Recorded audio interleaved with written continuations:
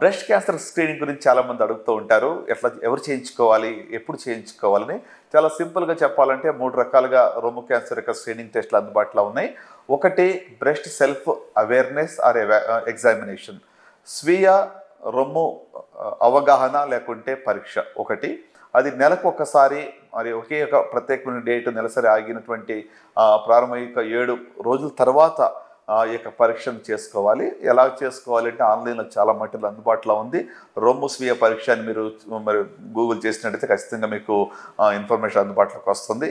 రెండోదిగా clinical breast examination, అంటే వైద్యుని చేత మరి రొమ్ములో ఎలాంటి మార్పులు ఉన్నాయా లేదా అనేది పరీక్ష చేయించుకోవడం. 40 సంవత్సరాలు పైబడిన వాళ్ళకి సంవత్సరానికి ఒకసారి అనేటువంటిది రికమెండేషన్ ఉంది. మూడవదిగా రొమ్ము క్యాన్సర్ స్క్రీనింగ్ గురించి ఆలోచిస్తే మరి మ్యామోగ్రఫీ అని అంటాము. స్క్రీనింగ్ మ్యామోగ్రఫీ అంటే రొమ్ము యొక్క ఎక్స్రే ఇది. సో దీని ద్వారా రొమ్ములో చిన్న కణితులు ఏమైనా ఆరంభమైనప్పుడు కూడా ఈ యొక్క ఎక్స్రే ద్వారా తెలిసిపోతుంది అన్నమాట. అంటే చేతికి తగలని గడ్డలు ముందుగానే ఆరంభమైనప్పుడే మనం పట్టుకోవాలి అనుకుంటే ఇక మ్యామోగ్రఫీ అనేది చాలా హెల్ప్ చేస్తుంది.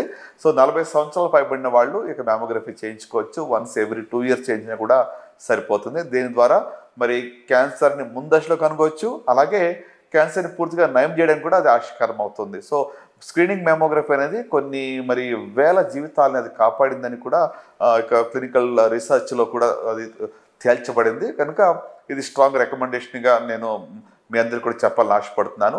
మ్యామోగ్రఫీ అనేటువంటిది ఇట్ సేవ్స్ లైఫ్స్ అనమాట. సో కనుక ఖచ్చితంగా రొమ్ము క్యాన్సర్ అనేటువంటిది మన దేశంలో సర్వసాధారణమైనటువంటి క్యాన్సర్ ఆడవాళ్ళ మనం చూస్తున్నాం.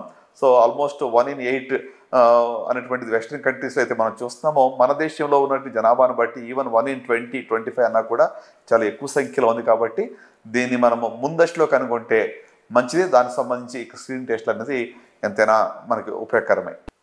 గర్భాశయ ముఖద్వారపు క్యాన్సర్ అటువంటిది మరి ఆడవాళ్ళలో మనం చూస్తున్నటువంటి సర్వసాధారణ గైనకాలజికల్ క్యాన్సర్ మనం చెప్పవచ్చు. సో ఈ యొక్క క్యాన్సర్ని పూర్తిగా నివారించేటువంటి యొక్క మార్గాలు ఉన్నప్పటికీ కూడా మనం దీన్ని నివారించలేకపోతున్నాము. సర్వసాధారణంగా మరి ఇండియాలో మనం చూస్తే సగటున సుమారుగా ప్రపంచవ్యాప్తంగా ఒక 6 లక్షల క్యాన్సర్లు ప్రతి సంవత్సరం గర్భాశయ ముఖద్వారపు క్యాన్సర్ వస్తూ ఉంటే ఒక 20% పైన ఇండియాలో మాత్రమే కనబడుతూ ఉన్నాయి. మరి రొమ్ము క్యాన్సర్ తర్వాత సర్వైకల్ క్యాన్సర్ వంటిది నంబర్ 2 క్యాన్సర్ కూడా మనం ఓవరాల్గా చూడవచ్చు. సో కనుక దీన్ని నివారించగలిగితే, దీన్ని లేకుండా మనం చూడగలిగే ఒక అవకాశము మన జీవితకాలంలో మనకు అందుబాటులో ఉంది. దాన్ని ఖచ్చితంగా మనం ఫాలో చేస్తే మరి ఇది అవాయిడ్ చేయవచ్చు. సర్వైకల్ క్యాన్సర్ అటువంటిది ఎందుకు వస్తుంది మనం ఆలోచిస్తే, ముఖ్యంగా ఇది హ్యూమన్ ప్యాపిలోమా వైరస్ అనేటువంటిది దానివల్ల వస్తూ ఉంది. ఈ యొక్క హెచ్పివి అనేటువంటిది మరి సెక్షువలీ ట్రాన్స్మిటెడ్ డిసీజ్గా కూడా మనం అనుకోవచ్చు, వైరల్ ఇన్ఫెక్షన్ అనుకోవచ్చు. అంటే ఇదేదో హెచ్ఐవినో లేకపోతే హెపటైటిస్ లాగానో వింతగా వచ్చినటువంటి ఇన్ఫెక్షన్ కాదు. ఇది సర్వసాధారణంగా సుమారుగా 80 నుంచి 90% ఆడవాళ్ళలో ఈ యొక్క హెచ్పివి అనేటువంటి ఇన్ఫెక్షన్ ఉంటుంది. సో కనుక ఇది సెక్షువల్గా ట్రాన్స్మిట్ అవుతుంది, కానీ క్యాన్సర్ సెక్షువల్గా వచ్చేటువంటిది కాదు.